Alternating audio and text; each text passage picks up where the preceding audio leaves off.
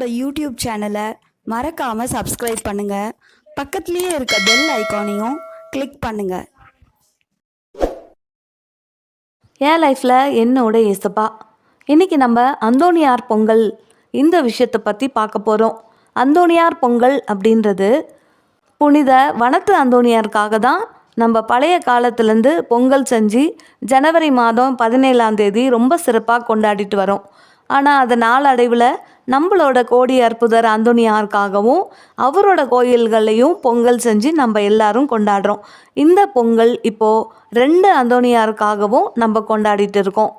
புனித வனத்து அந்தோணியாரோட கோயில் புதுக்கோட்டையில் இருக்க ஆலங்குடியில் இருக்குது. அங்கே ரொம்ப சிறப்பாக கொண்டாடுவாங்கன்னு சொல்கிறாங்க. அது மட்டும் இல்லை, இழுப்பூர் அப்படின்ற இடத்துல கூட புனித வனத்து அந்தோணியார் கோயில் இருக்குது. அங்கேயும் ஒவ்வொரு வருஷமும் ஜனவரி 17ஆம் தேதி புனித வனத்து அந்தோணியாருக்காக பொங்கல் திருவிழா ரொம்ப நல்லா கொண்டாடுவாங்களாம்.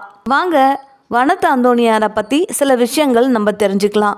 வனத்து அந்தோணியார், வனம்னா காடு. புனித வனத்து அந்தோணியார் ஒரு பெரிய நல்ல கிறிஸ்டியன் ஃபேமிலியில் பிறந்தவர்.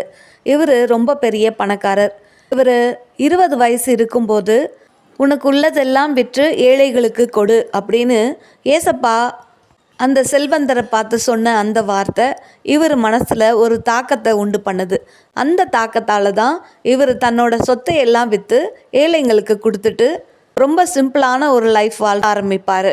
தன்னோட எல்லா சொத்துக்களையும் ஏழை எளியவங்களுக்கு கொடுத்துட்டு அவர் காட்டில் வந்து ரொம்ப அதிகமாக தவம் செஞ்சு ஆண்டவருக்காக ஒருத்தல் இருந்து ஜெபம் பண்ணுவார்.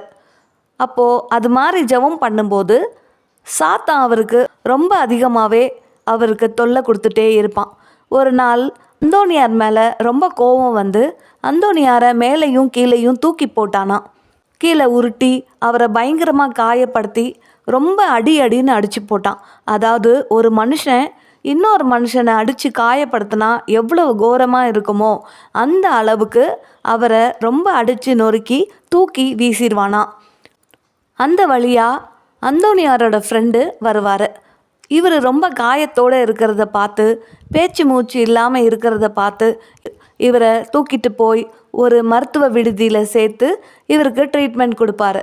அந்தோணியார் கொஞ்சம் நல்லா ஆனதுக்கப்புறமா அவரோட ஃப்ரெண்டுக்கிட்ட சொல்வார், என்னை திரும்பவும் கொண்டு போய் அந்த காட்டிலையே அந்த மண்டபத்திலேயே என்னை விட்டுரு அப்படின்னு சொல்லுவார். சரி, என்ன பண்ணுறதுன்னு தெரியாமல் அவரோட ஃப்ரெண்டும் அதே மாதிரியே கொண்டு போய் விட்டுருவார். அந்தோணியார் வரப்போகிறது இந்த சாத்தானுக்கு ஏற்கனவே தெரியும்.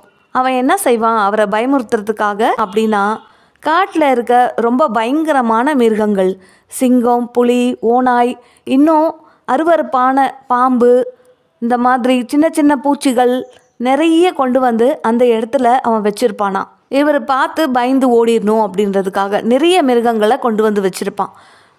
அந்த மிருகங்களோட பயங்கரமான அந்த சவுண்டும் அவர் தூரத்துலேருந்து வரும்போதே அவர் கேட்டுட்டு தான் இருப்பார். ஆனாலும் பயப்படாமல் அவர் கிட்ட வருவார். கிட்ட வந்து பார்த்துட்டு ரொம்ப சத்தமாக ரொம்ப நல்லா சிரிப்பாராம். அப்போ சாத்தான் அவரை பார்த்து கேட்பான், ஏன் சிரிக்கிற, உனக்கு இதை பார்த்தா உனக்கு பயமா இல்லையா அப்படின்னு கேட்கும்போது அப்போ அந்தோணியார் சொல்வார், உன்னால் என்னை திரும்பவும் அட்டாக் பண்ண முடியாமல் இதுங்களையெல்லாம் வச்சு நீ என்ன பயமுறுத்த பார்க்குறியா? என்னை கொல்றதுக்காக ஒரு சின்ன ஒரு விஷப்பூச்சியோ ஒரு சின்ன ஒரு மிருகமோ போதுமே. ஆனால் அது மட்டும் இல்லாமல் நீ இவ்வளோ மிருகங்களை கொண்டு வந்து என்ன பயமுறுத்துறதுக்காக இந்த இடத்துல இருக்கியா? இதை வச்சே எனக்கு தெரிஞ்சிருச்சு உன்னோட சக்தி எல்லாம் போயிடுச்சு அப்படின்னு ரொம்ப தைரியமாக அந்த சாத்தான்கிட்ட சொல்லுவார். அவர் சொன்ன அடுத்த நிமிஷமே அங்கே இருந்த மிருகங்கள், அந்த பூச்சிகள், அந்த விஷப்பாம்புகள் எல்லாம் அப்படியே மறைஞ்சு போயிடுமா. சாத்தானும் போயிடுவான் அந்த இடத்த விட்டு. அப்போ திடீர்னு அந்த இடத்துல பயங்கரமாக ஒளி வீசும், அந்த இடமே பிரகாசமாயிடும். அப்போ அவருக்கு புரிஞ்சிடும் ஆண்டவர் தான் வராரு அப்படின்னு சொல்லிட்டு. அப்போது அவர் கேட்பார், அப்பா இந்த சாத்தான் என்னை இவ்வளோ பாடுபடுத்தினானே, நீங்கள் எங்கே போயிருந்தீங்க, இப்போ வந்திருக்கீங்களே அப்படின்னு சொல்லி கேட்பார். அப்போ ஆண்டவர் சொல்லுவார், அந்தோணி இதே இடத்துல இருந்து தான் உன்னை நான் பார்த்துக்கிட்டே இருந்தேன். நீ எனக்காக படுற கஷ்டத்தையும் நீ பொறுமையாக தாங்கிக்கிட்டதையும் நான் பார்த்துக்கிட்டே இருந்தேன் அப்படின்னு சொல்லுவார். அது மட்டும் இல்லை, ஆண்டவர் அவருக்கு என்ன சொல்வார்னா, உன்னோட விசுவாசம் ரொம்ப பெருசு, உன்னை உலகம் முழுவதும் உலகம் ஃபுல்லாக உன்னை ஃபேமஸ் ஆக்குவேன் அப்படின்னு ஆண்டவர் சொல்லுவார். அதே மாதிரி தான் இப்போது உலகம் முழுவதும் நம்ம ஜனவரி 17 புனித வனத்து அந்தோனியாருக்காக ரொம்ப கிராண்டாக பொங்கல் செஞ்சு நம்ம கொண்டாடிட்டு இருக்கோம். நம்மளும் நம்மளோட லைஃப்பில் சாத்தான் நேரடியாக வராமல் அந்தோனியாருக்கு கஷ்டம் கொடுத்த மாதிரி இல்லாமல் குறுக்கு வழியில் வந்து நம்மளை கஷ்டப்படுத்துவான்.